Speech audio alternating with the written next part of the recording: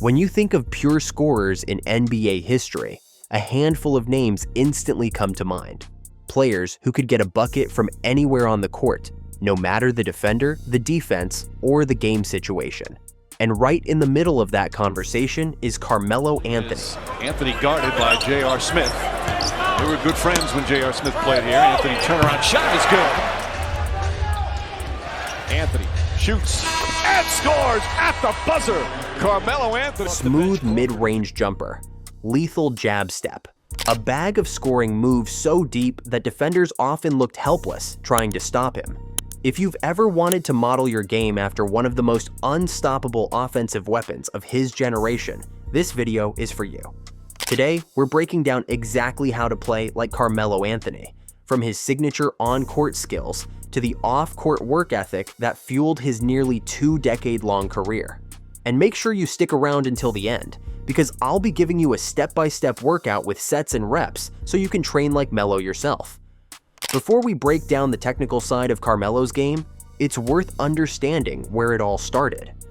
Carmelo Anthony rose from Baltimore to Syracuse, where he led the Orange to a national championship as a freshman before becoming the third pick in the legendary 2003 NBA draft. In the NBA, he turned Denver into a playoff team, became a superstar in New York with his smooth mid-range jumper and elite scoring ability, and gave fans iconic moments like his 62-point game at MSG. Anthony with the greatest scoring game in Knicks history. He's got 62. They're going to bring him out now so he can feel the crowd, the love of the crowd. On the international stage, Olympic Melo shined even brighter, becoming Team USA's all-time leading scorer and dropping 37 points against Nigeria in 2012. USA PR apparently notified the players. There's the record! One of the purest scorers the game has ever seen, Carmelo Anthony was built to get buckets. So, what makes Carmelo Anthony's scoring package so unique? It comes down to three things: the jab step, his isolation game in the mid-post, and his complete mid-range arsenal.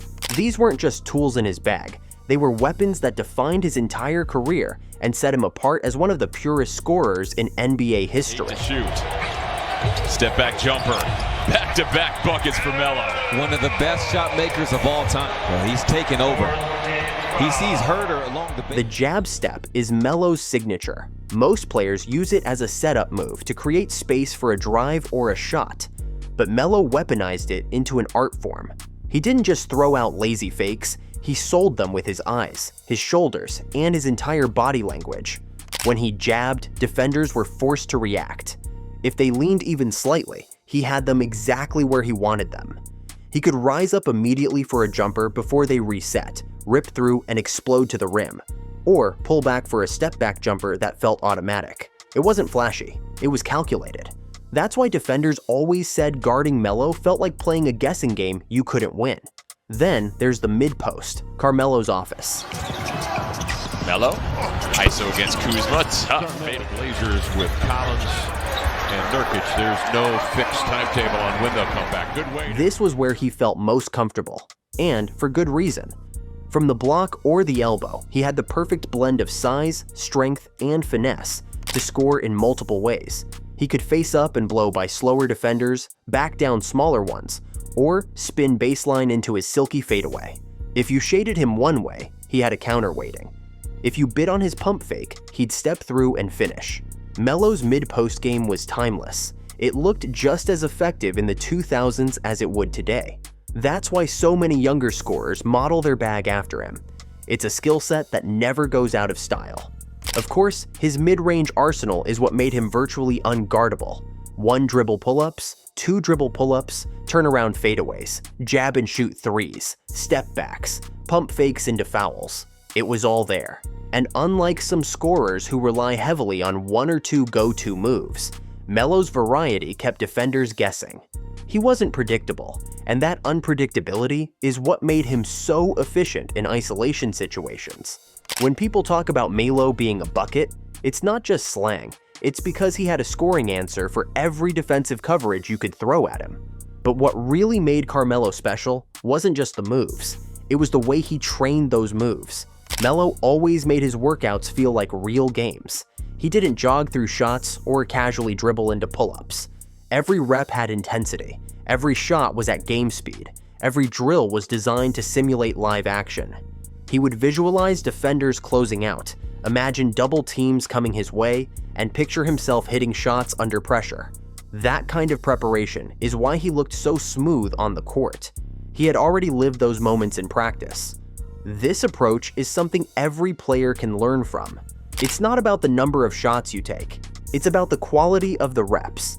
Melo understood that if you don't practice it at game speed, it won't translate when it matters most. Too many hoopers fall into the trap of just getting shots up, but Carmelo's career shows the difference between empty reps and meaningful ones. He practiced with purpose. Beyond the highlights, what really allowed Carmelo to thrive for so long was his dedication off the court. Scoring in the NBA isn't just about skill. It's about being able to handle the grind of an 82-game season, plus playoffs, plus summers with Team USA. Melo's strength and conditioning routine kept him durable through years of physical battles. He worked on his legs and core constantly so that he could absorb contact and still rise up balanced for his jumper. He added non-traditional training methods like boxing for hand speed and stamina, and Pilates for flexibility and injury prevention. These were things most players weren't doing at the time, and they helped him extend his prime longer than people expected. Nutrition and recovery were also key to Melo's longevity. Early in his career, he played heavier and relied more on strength to bully defenders. But as the game evolved and pace increased, he adapted, slimming down, improving his diet, and finding ways to stay quick without losing power. He wasn't afraid to cut weight when necessary or make adjustments to his routine. And during long seasons, he prioritized recovery. Ice baths, massages, and rest days became just as important as gym sessions. That balance of work and recovery is something a lot of young players overlook, but Melo showed it was essential to staying effective year after year. Perhaps most importantly, Melo embraced consistency. His motto wasn't just work harder, but work smarter. Each season, he added wrinkles to his game, whether it was expanding his three-point range, sharpening his footwork, or refining his post moves. He never stopped evolving, and that's why he was able to keep scoring at a high level, even as the league shifted towards spacing and pace. And then there's the mental side, which might be the most underrated part of Carmelo's greatness. Melo was a big believer in visualization, meditation, and setting personal goals. He'd picture himself hitting big shots before games, and that mental preparation gave him confidence when the real moments arrived. That's why he had so many clutch performances. He had already rehearsed them in his head. His mindset also helped him bounce back from adversity, whether it was tough playoff exits, injuries, or adjusting to different roles later in his career. Now, here's the sample workout you've been waiting for. Go ahead and screenshot this and adjust it to your liking. As Melo's career went on, the NBA itself began to change. The league shifted toward pace and space, heavy three-point shooting, and positionless basketball. For a mid-range heavy scorer like Carmelo, it wasn't always easy to adapt. But true to his mindset, he found ways to evolve. He extended his range to become a reliable three-point shooter, especially in catch-and-shoot situations. Later in his career, with Portland and the Lakers, Melo accepted a role as a stretch forward, spacing the floor and punishing defenses that left him open. It was a reminder that while his prime identity was as an isolation scorer, his skill set was versatile enough to contribute in different ways. For younger players, this is an important lesson.